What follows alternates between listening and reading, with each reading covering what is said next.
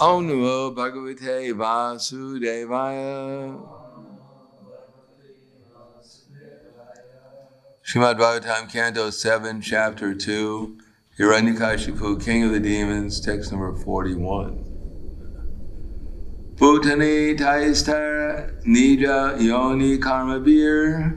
Bhutani Taistara Nija Yoni Karma Bir. Bhavanti Kalena Bhavanti Sarvasha. Bhavanti Kalena Bhavanti Sarvasha. Natatra Atma Prakrita-vapi stita.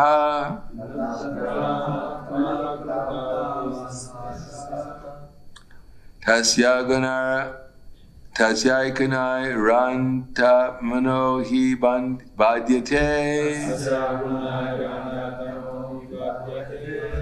Bhutani tastara nidayoni karma bir. Bhavanti kalena bhavanti sarvashaha. Tatra hatma prakrita vapi stitas. Tasya gunar antaryamo hi badyate.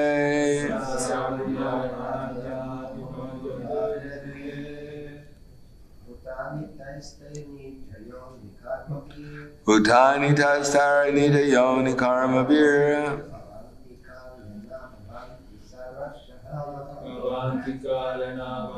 Sarvashaha. The Tatrahatma Prakrita Vasaisatas.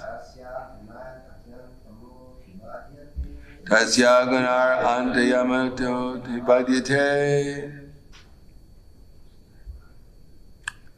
Jenske.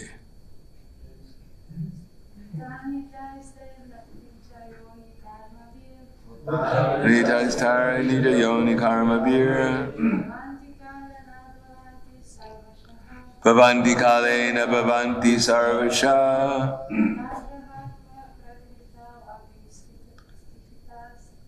Tatra Hatma Prakrita Vapi Sitas.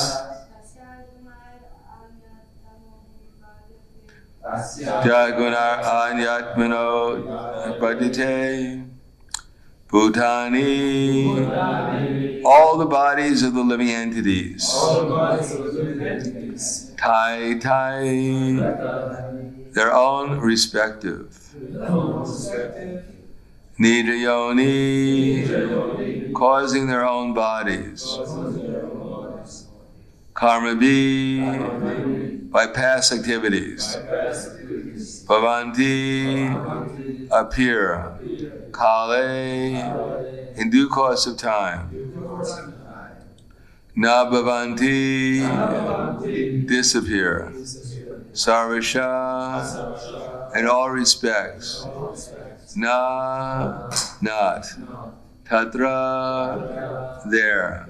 Ha, indeed. Atma, the soul.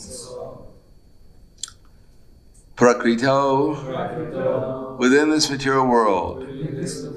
Api, although. Stita, situated. Tasya, of her, the material energy. Gunai, by different modes. Anyatamaha, most different. He, indeed. Badyate, is bound. Translation and purport by His Divine Grace, A.C. Bhaktivedanta Swami Srila Prabhupada. Every conditioned soul receives a different type of body, according to his work. And when the engagement is finished, the body is finished. Although the spirit soul is situated in subtle and gross material bodies, different forms of life, he is not bound by them. For he is always understood to be completely different from the material manifested body. Purport. Here it is very plainly explained that God is not responsible for living entities accepting different types of bodies. One has to accept the body according to the laws of nature and one's own karma. Therefore, the Vedic injunction is that a person engaged in material activities should be given directions by which he can intelligently apply his activities to the service of the Lord and become free from material bondage and repeated birth and death. Swakarmana tam abhyatsha siddhim vindati madhava. The Lord is always ready to give directions. Indeed, his directions are elaborately given in Bhagavad Gita. If we take advantage of these directions, then in spite of our being conditioned by the laws of material nature, we shall become free to obtain our original constitution. Mam eva ye prapadyante mayam etam tarantite. We should have firm faith that the Lord is supreme, that if we surrender to him, he will take charge of us and indicate how we can get out of material life and return home back to Godhead. Without such surrender, one is obliged to accept a certain type of body according to his karma. Sometimes as an animal, sometimes as a demigod, and so on. Although the body is obtained and lost in due course of time, the spirit soul does not actually mix with the body. But he is subjugated by the particular modes of nature with he is sinfully associated. Spiritual education changes one's consciousness so that one simply carries out the orders of the Supreme Lord, comes free from the influence of the modes of material nature. Every conditioned soul receives different types of body according to his work, and when the engagement is finished, the body is finished.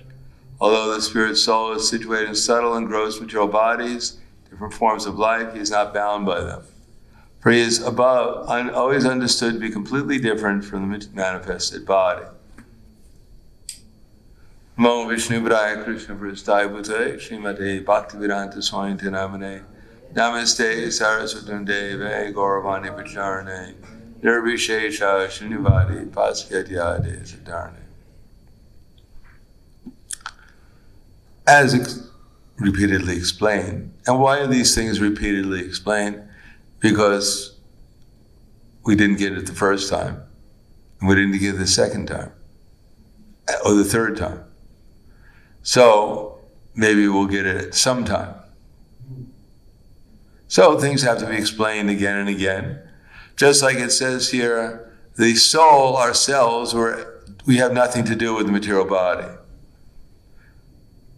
Now that's quite a revolutionary conception, that we have nothing to do with the body, because we're completely absorbed in conditioned life, concerned about what is the condition of the material body. As a matter of fact, we're more concerned about that. That's the only thing that people are actually concerned about ultimately in the material world, is the condition of their body and the condition of everyone else's body. Now, the idea that we're not the body is quite shocking. Just like if you had a book, just an ordinary book, and the whole day long you were simply cleaning the book, taking the book for a walk, covering the book, at night putting the book to rest. People think you're crazy. What are you so much concerned with this book? But because we're not the book, do something for yourself. Get something to eat. Take some rest yourself. Do something practical for yourself. Why are you so concerned with the book? And in the material world, even if one is able to meet all the demands of one's body conveniently, then one simply starts taking care of other people's bodies. Up to the point that one is absorbed in thinking how to make my dog comfortable. The soul has taken the body of a dog because of his sinful activities, and the master is thinking day and night, is my dog comfortable in his bed? Is he getting enough to eat? How often should I take him out to walk? Should I brush his hair? Should I kiss him? Does he feel good? Oh, Fido, I love you. So people absorb not only their gross bodies, but they're absorbing other people and other living entities' gross bodies. Some of them they want to protect, and some of them they want to annihilate, all with the idea that we are these bodies. No one considers that if I kill my enemy, then my enemy will come back and make plans to kill me. So what have I accomplished? I'm simply waiting to be, by killing someone, I'm waiting to be killed myself in the future. So I think now I am the victor, or now I have vanquished my enemy, and soon my enemy will come and make plans to vanquish me. Therefore, nadipam nigunadvat paramatmayam avyam sharira stopikondiya na karoti na nalipyate. That those who can actually see with the eyes of eternity can see that the soul is transcendental, eternal, and beyond the modes of nature. Despite contact with the material body, the soul is neither doing anything nor is he entangled. So this is not inconceivable. Matter of fact, this is the thing that's most directly we're perceiving. But we don't perceive it we perceive it at every moment. Unfortunately, we don't look at it with any intelligence. Although that's our experience, and if we have experience, then faith is based on experience. But faith without intelligence doesn't give us any real understanding. In other words, we have the experience, but unless we have our intelligence, then we don't understand what the experience is. Every living entity is having experiences, but because they don't have intelligence enough, they don't understand what's going on in the experience. So we have the experience that we're all eternal, but because we don't connect it with our intelligence, we don't really even develop faith that we're eternal, although that's our own experience. But because Maya has taken away our intelligence, therefore we have no faith that we're eternal.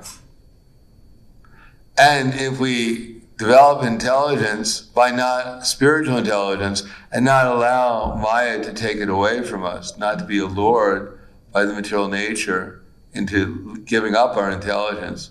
And how do we get allured by the material nature? Maya says, all right, my dear soul, you might not be the body, but there's a lot of good things going on in the material world. Right now, try and eat ice cream, with your spiritual body. You can't do it.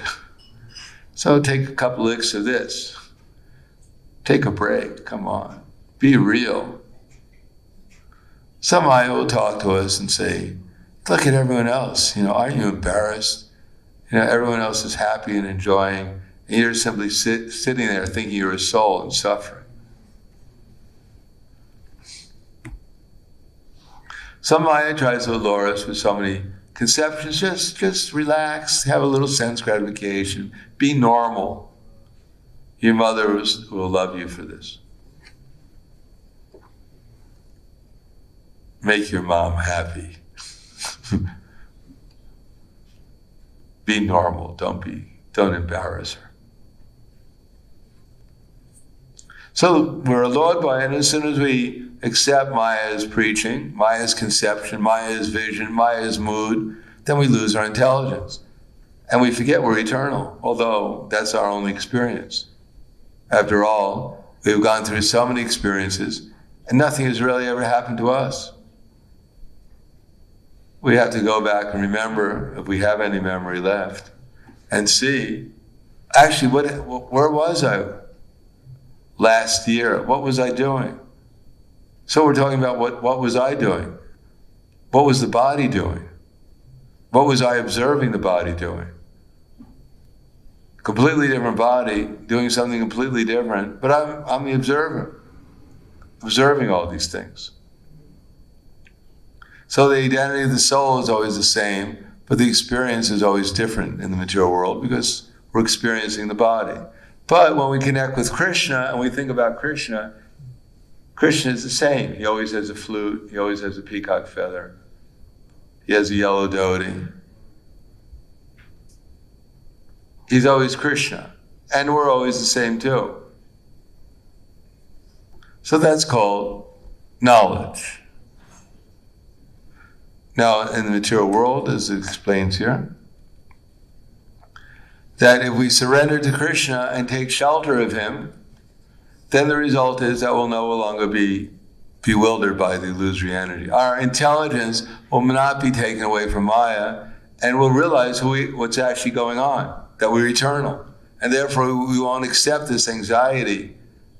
Because as soon as we accept the body as ourselves, then we have to accept the anxiety of what happens to the body. And everyone knows what happens to the body, even before we die, is not very pleasant because we're always worried about dying. And even if we don't die, we get sick. The body doesn't work the way we want it to. And even if we're not sick, we're always growing older. We can't jump as high. We can't run as fast. We can't eat as much, especially. Oh my God, I can't eat as much. My life is useless. What am I alive for? So even we don't leave the body, but we're always in anxiety. My God, my power of sight is diminishing, my hearing is diminishing, my jumping is diminishing, my eating is diminishing. I feel sick sometimes. I can't digest as much as I used to, although I'm eating twice as much as I used to. And there's rumors, although I don't believe them, that I might even die. But they keep on mentioning it at every class. So maybe there's something wrong with the speaker. Maybe he's sick or something. He's worrying about dying. Maybe the coronavirus will sneak into the temple and get me. Oh my God.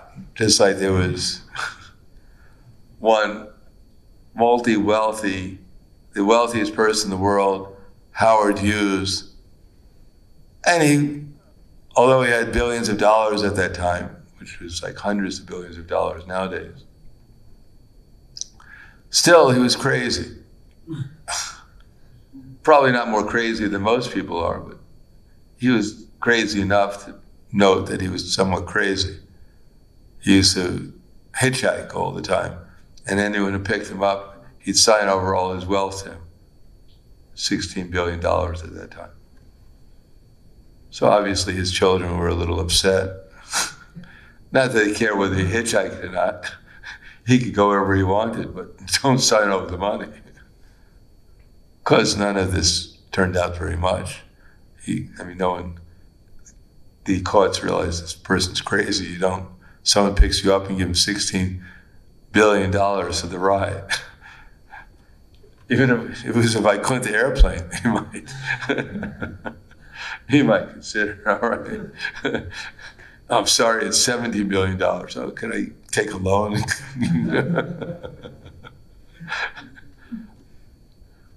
But at the end of his life, then he was obsessed that some germ was going to kill him. He was actually believed the germ theory, that germs kill you.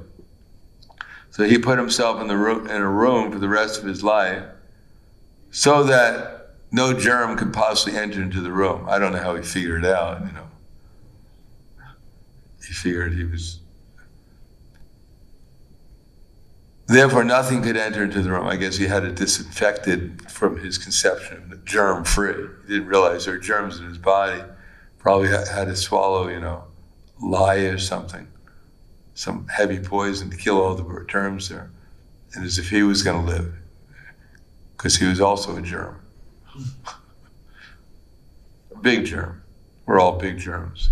There's small ones and there's bigger ones. In any case, whatever food entered into his room had to go through this rays, ultraviolet rays or whatever rays they were. And so all the germs in the food supposedly were killed. And that way he'd live forever because no germ could possibly get him. But somehow or another, some little germ snuck in. It hid underneath a piece of cauliflower, and so when all the food was zapped, didn't get him. and entered it. Actually, he died. Despite all his money and precautions, he could not live forever. So everyone was obsessed with this idea, let me survive, because if this body dies, then I die. Because we can't remember, or most people can't remember, what they were doing even yesterday, what to speak of their last lifetime. And even if they could remember what they were doing in their last lifetime, it may not help them very much. Because if you remember in your last lifetime, you were a frog, and someone gave you a piece of maha lettuce, and you became purified, but then a snake came and ate you. It would be quite disturbing. My God, every time you saw a snake, you think, I hope it doesn't eat me again. Therefore, by Krishna's mercy, we forget. We can't remember what happened to us. So that way we can go on with our material life as if everything's all right.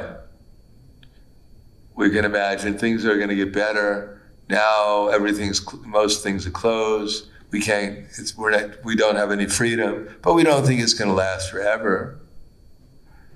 We don't consider I might leave my body today or tomorrow in 100 years, and I might become a frog again. And then you can jump wherever you want. You're free to jump, but you can't jump very far. And even if you can jump very far, the snake is always waiting to eat you.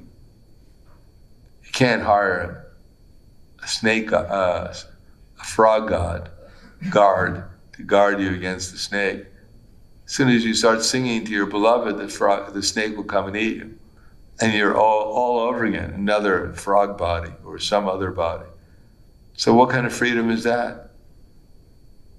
You can only eat flies. Who wants to eat a fly? You can only jump around. You can't even walk. And when you talk, you're in danger of a snake coming and eating you. So what kind of life is that?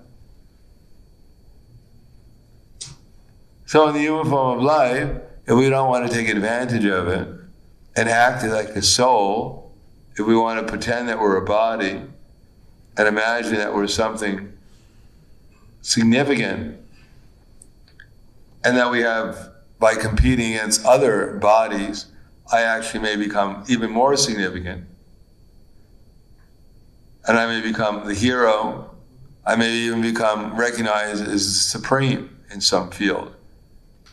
I may become the supreme chess player or hockey player. I may become the supreme model or politician. I may become supreme in some field and just take pleasure feeding my false ego, how wonderful I am, how wonderful my illusion is. But at the end of the day, it doesn't last very long, and another chapter starts, and I have to start all over again.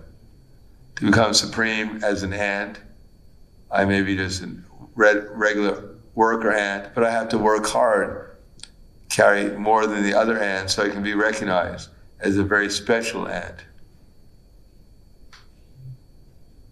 Or maybe I become the queen ant, and I have all the ants bowing down before me, and I think I'm the supreme in the world. My false ego is an ant. I'm an ant, but my false ego is practically as big as the universe. Look at all these ants. Everyone bows down before me. So this is the only thing we can get in the material world, practically speaking. Little sense gratification and trying to feed our false ego, making sure that I think I'm all right, and other people can attest to it, that I'm actually a good person. I'm actually the best person. But we should find out who the best person is and take shelter of him. And that way we'll actually become free from our false ego, and we won't have to identify ourselves with this ever-changing material existence. Then we can get a superior existence on the spiritual platform where everything is wonderful all the time and becoming even more wonderful. And even we're a little reluctant to become humble and to become submissive, but then we'll discover that the topmost devotees, they're all the most humble unlimitedly humble and unlimitedly submissive. And because of that, Krishna is unlimitedly humble and submissive to them. So we enter into the world of the platform of surrender and love and devotion. We'll find out that's the only thing that's going on there. Everyone has that. Even God has that. And here no one has it.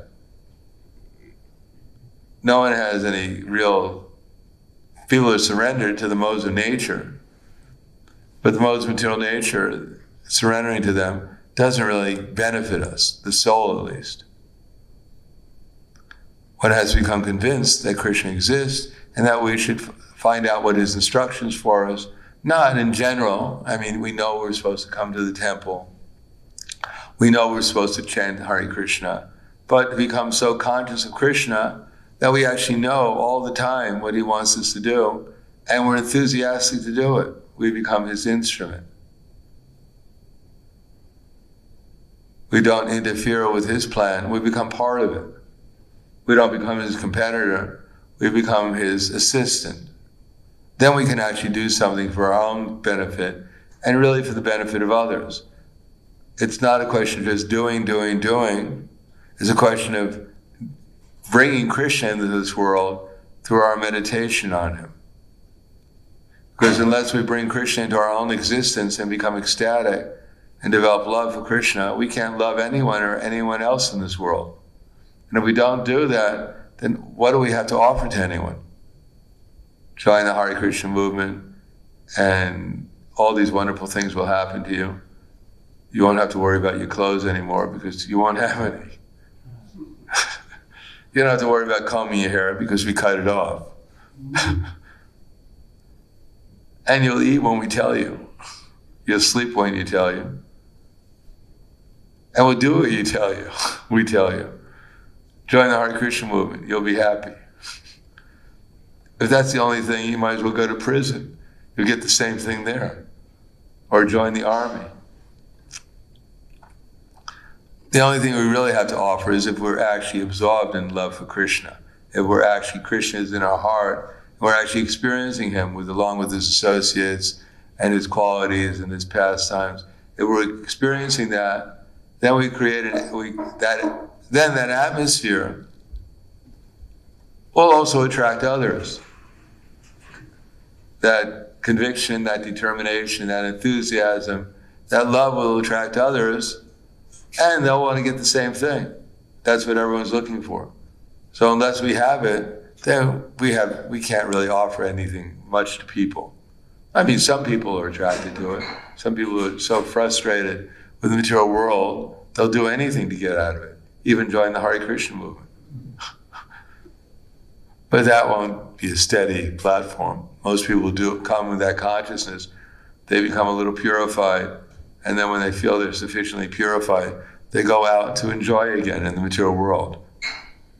They've learned the technique of Krishna consciousness, how to sell paintings. So now they're all equipped to go out and conquer the world.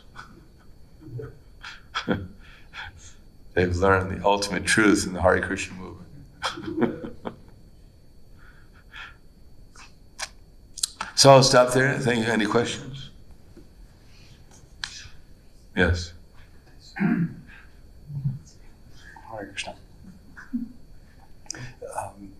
Both the purport and you mentioned faith and developing faith, and it seems that sometimes a struggling new devotee will struggle to have faith.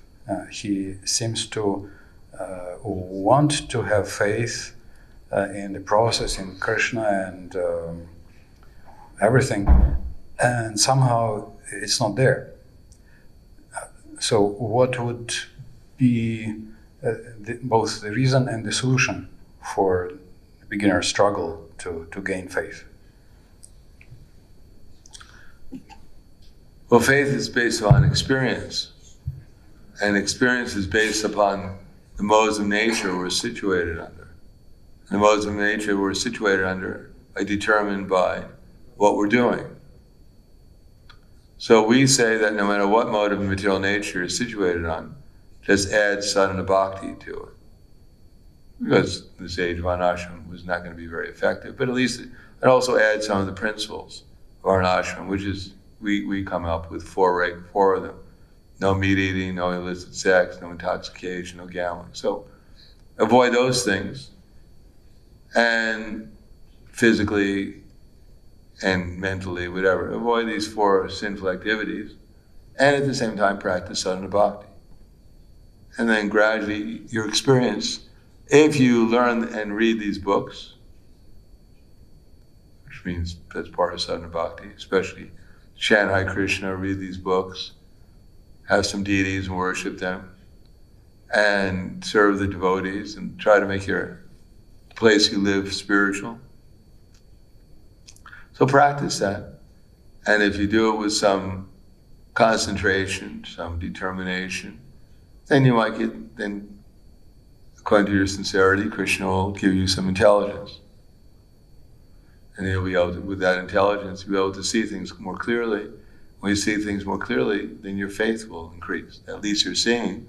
And then when you apply that, then Krishna will be kind and reveal himself to some degree, give you some realizations. Then your faith will increase gradually. But everyone has faith. So people should become thoughtful and think what they actually have faith in.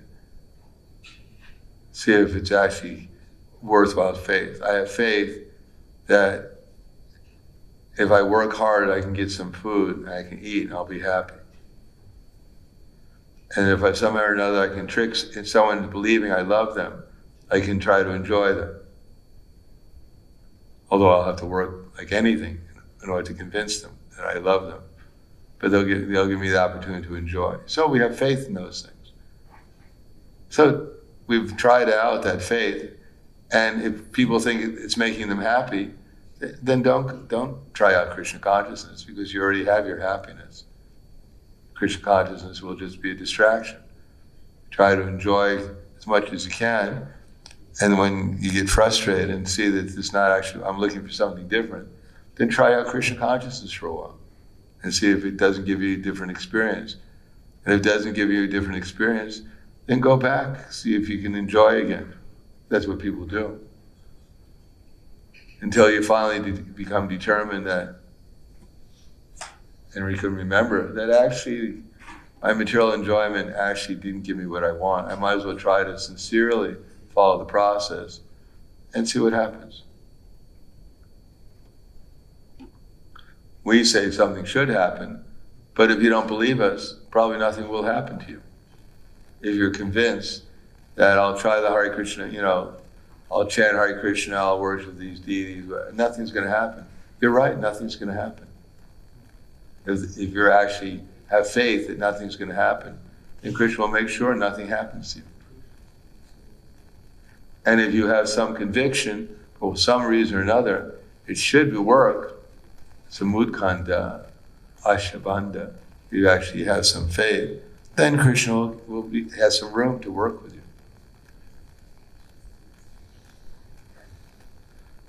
Generally, people have to become so desperate that, because Matirana Krishna Parataksatova, the last thing people ever came to the material world was to serve Krishna. Maybe a few Vishnu Dudas come here for that. But everyone else came here to avoid him, like anything. We've been doing it since time immemorial. So this idea that, people have to be crushed by the material nature to try out Krishna. Give it a good try, sincere try, because nothing else works. And until people come to that point, then they have faith in so many things. Maybe, my girlfriend left me, but my dog still loves me. Fido, you love me, don't you? So they'll have faith in something. Bharat Maharaj developed faith in the deer cup. So what to speak of ourselves?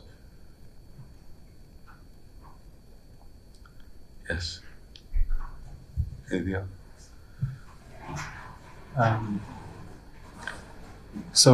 In this age, Varnashrama system is, ashram is far more important than varna. Really? I mean, in ways of how we can. You don't care about eating and things like that? No, but because it's said that we are all completely mixed and not of any. That doesn't make one thing more important than another. Yeah, but. So we're also mixed ashrams. We have brahmacharis and we have grihastas and we have brahmastras. So how is varna applicable in our practice in current situation? Varna, we're using varna. We have our preachers, we have our temple presidents, we have our organizers, and we have people working, giving some donations. So those are the Brahmins, the Kshatriyas, and the Vaishyas. And we have our Shudras. We have everyone here. We just don't give them any label because the Brahmins would get puffed up. Being I'm a Brahmin, we're not really Brahmins so much. We're just trying to act as Brahmins. And the Shudras, we label someone as a Shudra, they'll become depressed. They're already depressed. When they find out they're Shudra, they'll get even more depressed. So they call them Sudras, Shudra Mahajans. You have to give them a good title. But we're all, these things won't help us. We already have too many upadhis, too many designations. Well, we're working in a certain way as Krishna's servant. That's our designation. But we're working in a certain field to spread Krishna consciousness in this world while we're trying to cultivate our Krishna consciousness. In order to do that, we're using our bodies and our psychophysical natures in order to convey the message of Krishna consciousness to others as effectively as possible. So that's our varna. That's our varna, our occupation. In our ashram, who's a perfect brahmachari? Who's a perfect grihasta? Who's a perfect? Do we have any vanaprasthas? There's no forest. And who's the perfect sannyasi? Well, we're trying to work so that we gradually, in Krishna consciousness, in that field of service, so that gradually we become better at whatever ashram we're in. And the perfection of that is that we simply work for Krishna. We do it perfectly in service to Krishna. We become an ideal brahmachari, an ideal vanaprastha, or ideal grihastha, an ideal sannyasi. And by doing that, everyone is actually working as an ideal as a sannyasi. One is dedicating everything one's doing to Krishna, to the Hare Krishna movement. Then one becomes an ideal sannyasi. Nashitya karma phalam karya karma karotiya sannyasiti yogi cha nirna chakriya. One who's unattached to the fruits of his work, he works and he's obligated, is the renouncer of life, and he is a true mystic, and he who lights no fire and performs no work. So that's what we're trying to do. Use our psychophysical nature in the service of Chaitanya Mahaprabhu's movement, and that way, whatever we're doing will become perfect. As it says it here, actually. The verse from, how does that start? In the 18th chapter of Bhagavad Gita. Verse that Prabhupada quotes here.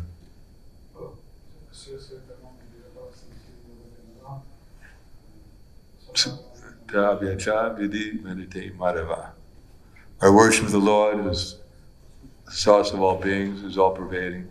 Everyone will become perfect by doing his own work. I hear from you how this is done.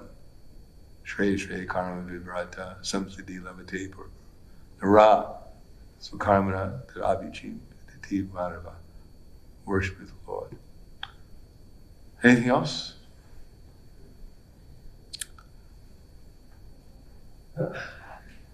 Okay, thank you very much. Grandharaj Srimad Bhagavatam Ki Jai, Srila Prabhupada Ki Jai.